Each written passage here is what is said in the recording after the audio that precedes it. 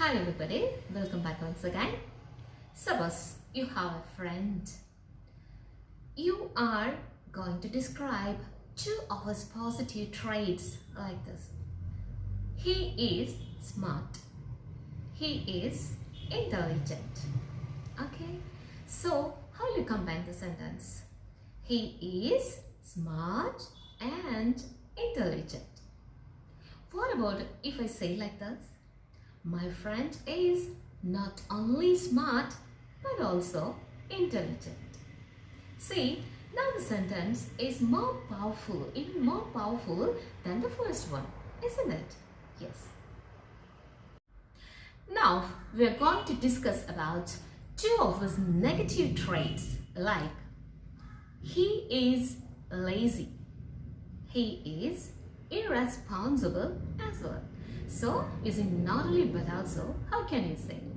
He is not only lazy but also irresponsible, isn't it? Yes. See, when you have to say two negative or two positive aspects or traits or characteristics or points of a person, you can use it, you can say that sentence using not only but also. When you use not only but also, the sentence becomes even more powerful than combining it with and, isn't it? Yes. He is smart and intelligent. It's the first one. He is not only smart but also intelligent. It's the second one, isn't it? See, the latter one is more powerful than the first one. Yes. So friends, today we are discussing the correlative conjunction, not only but also. For this purpose, what you need first is to find out which are the two points or traits or characteristics. Okay, let's say the first one as the X factor and the second one as the Y factor. Okay, shall we go to the lessons? Yes, here we are. Okay, let's think about these examples. The positive trait of a person, the positive traits of a person is described here in this example. Means that person is a poet. Okay, here we got the X factor, that is, he is a poet. Okay, here we get the Y factor, that is, he is a doctor as well. Okay, so this is the X factor, this is the Y factor, so that our answer should come like this: not only a poet but also a doctor. That is, you should place not only before the X factor and but also before the Y factor, and so that the answer we will get like this: he is not only a poet but also a doctor. See, let's consider this example. Another example: I like ice creams. I like cheesecake. Okay. See, here the X factor is ice creams. Okay, and the Y factor is cheesecake. Okay, so our answer should come like this: not only ice creams but also cheesecake. Okay, so that how will be our answer? It should come like this: I like not only ice creams but also cheesecake. Very simple, isn't it? Well, here in this example, the positive traits or points of a person is highlighted. That is not only a poet but also a doctor. Both these adjectives are positive traits for this person, isn't it? But here, just consider this example. He is poor. He is unemployed. Okay, so this is our X factor. That is, he is poor. Poor means we have to consider it as a negative point okay, as far as this person is concerned. And he's not only poor, he is unemployed as well, isn't it? Two negative points are just highlighted here. Okay, here again you can use the same not only but also. How can we connect the sentence with not only but also? Let's see. He is not only poor but also unemployed. Not only before the X factor and but also before the Y factor, isn't it? Yes. Next one. He speaks Spanish naturally. He speaks Spanish fluently. See, here in this example, we need to find out the X and Y factors, isn't it?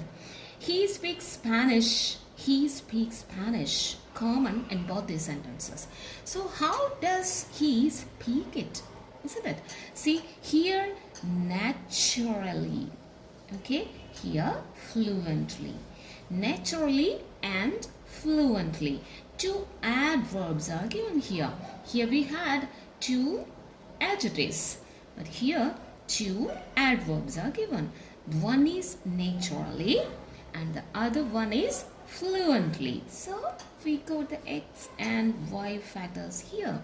See, not only before the X factor and but also before the Y factor. You know it, isn't it? So that's very easy to form the sentence using not only but also. It will come like this. He speaks Spanish not only naturally but also fluently. See how we used it here? Not only before the X factor and but also before the Y factor. So that we got the answer like this. He speaks Spanish not only naturally but also fluently. Next up, you have two more examples here. She speaks German. She speaks Spanish. Okay. So there's, the X factor and Y factor. It's highlighted here. German is the X factor, isn't it? Spanish is the Y factor here. Yes? Okay. She speaks not only German but also Spanish, isn't it? Yes. That's the answer. So my question is this: can you start the sentence with not only? Is it possible for you to start this sentence with not only? Okay. Yes, it is absolutely possible. You can start the sentence with not only. But here, the rule changes a bit. Changes a little. Okay. See, the rule is this: whenever you start a sentence with not only, that should follow the auxiliary verb. That is the rule. Okay. If you start a sentence with not only, soon after that you need to use the auxiliary verb. Okay. See, in this sentence, at a glance, you cannot see any auxiliary verbs at all. But that doesn't mean that here isn't any auxiliary verb. Yes, here is an auxiliary verb. When you split the verb speaks, you will get the auxiliary verb. How is it? See? Do plus speak is speak. Okay? Do and speak makes speak. That is, when you split the verb speak, you will get do plus speak. Spoke, past tense. When you split the verb spoke, you will get did plus speak. Same way, when you split speaks, you will get does plus speak. Okay? Do plus speak, speak. Did plus speak, spoke. Does plus speak, speaks. Here you have the verb speaks. When you split it, you'll get does plus speak. So the auxiliary that is hidden in this verb is does. Okay. So we got the auxiliary. What is it? Does. Not only does, then you have to use the subject she. Not only does she, speaks. When we split it, we got does plus speak. Does already is here. Then what remains is speak only. So that not only does she speak German, not only does she speak German, but also, you need to use but also. But after that once again you need to repeat the subject. But she also, see, she speaks Spanish. Here, this verb, you don't need to split it. The same verb you can use here. No more splitting here. So same verb, same as what it is used in the sentence, you can use here. But she also speaks Spanish. Okay, but also she speaks Spanish. Okay, moving on to the next example. He forgot my birthday. He forgot to apologize. See, forgot my birthday is the X factor. Forgot to apologize is the Y factor. So let's try how we can use start with not only. Okay, so not only, according to our rule, we need to use the auxiliary next. Okay, here also not a clear-cut auxiliary is there, but you can have the auxiliary by splitting the verb, isn't it? Forgot. Okay, forgot. 2 plus forget is forget, isn't it? 2 plus forget, did plus forget, forgot, this plus forget, forgets, isn't it? So here a verb is forgot. Forgot means did plus forget makes forgot. So the auxiliary for us here is did. Okay, so we got the auxiliary. See, already if there is an auxiliary in the sentence, the same auxiliary can make use of it. Here we don't have a clear-cut auxiliary. That's why we split the verb in order to get the auxiliary. And here the auxiliary that we have is did. Okay, so that not only did, subject he, not only did he, see, forgot means did plus forget. Did is here already, the remaining is forget, isn't it? So not only did he forget, see, this verb we split and so that we got did plus forget. So not only did he forget my birthday, but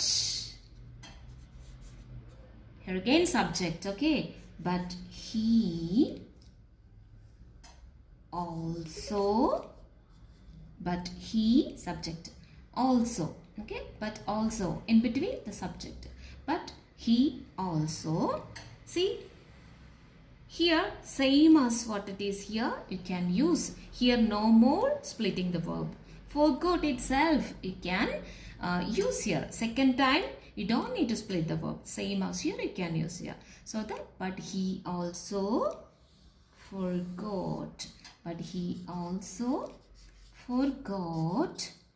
to apologize.